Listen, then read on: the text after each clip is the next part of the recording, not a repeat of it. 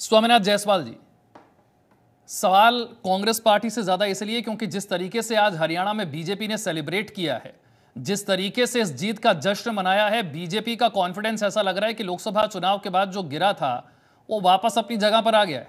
और कांग्रेस के लिए हार के तुरंत बाद से उसके अपने सहयोगी ही जिस तरीके से उसके पीछे पड़े हैं, हमने अलग अलग नेताओं के अलग अलग दलों के बयान सुने, संकट में नजर आता है। देखिए, हमारा गठबंधन बहुत मजबूत गठबंधन है और काला जी ऐसा है कि जिस तरह से बीजेपी का हाल हुआ है कि जिस तरह अभी देखे होंगे कि वहां पर एंटी कैम्पेंसी था हरियाणा में पूरा, वहां किसान, मजदूर, युवा सब बदहाल है।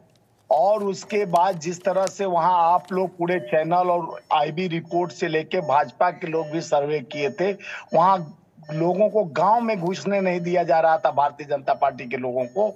उसके बाद चुनाव जीत जाना और जिस तरह से आप देखे होंगे लोकसभा चुनाव में जिस तरह से अपने तंत्रों का इस्तेमाल करके माननीय प्रधानमंत्री जी तो चुनाव में कभी अपने संकल्प पत्र का चर्चा भी नहीं की, वो तो मंगलसूत्र और मुजरे तक पहुंच गए, लेकिन अपने चुनाव के मुद्दों को नहीं बताए जनता तक कि क्या करना चाहते हैं। एक कश्मीर में जाते हैं तो 2 सिलेंडर ईद पर, 2 मुहर्रम पर बांटेंगे, और कहीं जहां हरियाणा में तो दिवाली और होली पर नहीं बोले होंगे अमित शाह जी। कहीं ये लोग कभी जात धर्म पे बांटते हैं राजनीति, कभी एक रात पहले क्या हो गया कि वहां पर जिस तरह से चुनाव आयोग के वेबसाइट पर आप ही लोग दिखा रहे थे 41.10% कांग्रेस का वोट शेयर जा रहा है। लास्ट टाइम वोट प्रतिशत हमारा बढ़ रहा है, सीट भाजपा का बढ़ते जा रहा है वेबसाइट पे।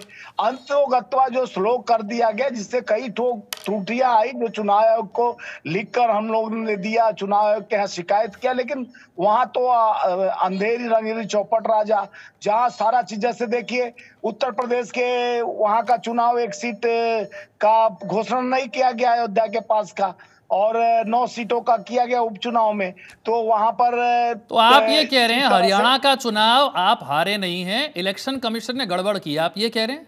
देखिए, हारे कहाँ हैं हम? 37 वोट से, कहीं 250 से वोट से, 5000 के नीचे हमारा 15 सीट हार गया। कुछ हमारी आपसी तालमेल गड़बड़ था, उसका भी मैं स्वीकार कर रहा हूं, लेकिन जनता का विश्वास हमारे साथ खड़ा था और जनता ने खुलकर कांग्रेस का सहयोग किया। और जिस तरह से इनका 36 विभागों में भ्रष्टाचार युक्त था, जहां 76 लाख करोड़ हरियाणा पर कर्ज हो गया। अरे स्वामीनाथ जायसवाल जी, आप तय तो कर लीजिए कि आप अपनी गलती से हारे, कि इलेक्शन कमीशन ने आपको हरा दिया, कि ईवीएम ने हरा दिया।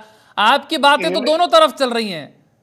देखिए विशाल भाई, इलेक्शन कमीशन तो जिस तरह से खेला कर रहा है, आप लोकसभा चुनाव में आप लोग का आंकड़ा वोट प्रतिशत का कुछ होता था, वो 8 दिन, 12 दिन, 13 दिन के बाद वो रिपोर्ट कभी भी आज तक नहीं हुआ कि 13 दिन और 15 दिन और 12 दिन के बाद डाला जाता था वेबसाइट पर। अरे इसी लोकसभा चुनाव के परिणाम को तो राहुल गांधी हर जगह सराहना करने के, देखिए कैसे हमने दबाव में डाल दिया मोदी जी को।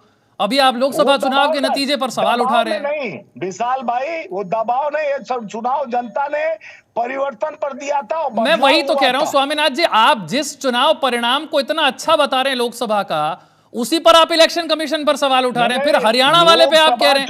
मैं यही तो कह रहा हूं, आप तय तो कर लीजिए कि परिणाम अच्छे हैं कि नहीं है, ये इलेक्शन कमीशन को मानना है कि नहीं मानना है। देखिए विशाल जी, इलेक्शन कमीशन चाहे ईडी, सीबीआई, इनकम टैक्स, इनका जिस तरह से सुप्रीम कोर्ट भी बोला तोता बन गया है, ये तोता एजेंसियां काम कर रही हैं जिसके बल पर ये पहले कहते थे भ्रष्टाचार मुक्त कर देंगे। इनके साथी जो महाराष्ट्र में अजीत पवार, जिस पर चक्की पिसिंग एंड पिसिंग 70,000 करोड़ का भ्रष्टाचार कहते थे, छगन भुजबल है, सारे नारायण राणे, सारे भ्रष्टाचारियों को एक गले में। आप उस सवाल को छोड़ करके हर जगह चले गए, पर आपने उस सवाल का जवाब नहीं दिया। चलिए ठीक है, आशीष जी के पास में चलता हूं। आशीष जी,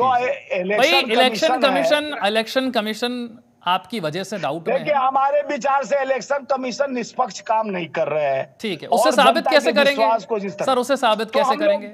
हम तो अपने बात को रखेंगे, रख रहे हैं, पर लेकिन स्वामीनाथ जी, स्वामीनाथ जायसवाल जी, कोई भी चीज होती है ना, मैं मना नहीं कर रहा हूं, आप कोई भी मुद्दा उठा सकते हैं भाई, लोकतंत्र है, जिसका जो मन करे वो पार्टी मुद्दा उठा सकती है।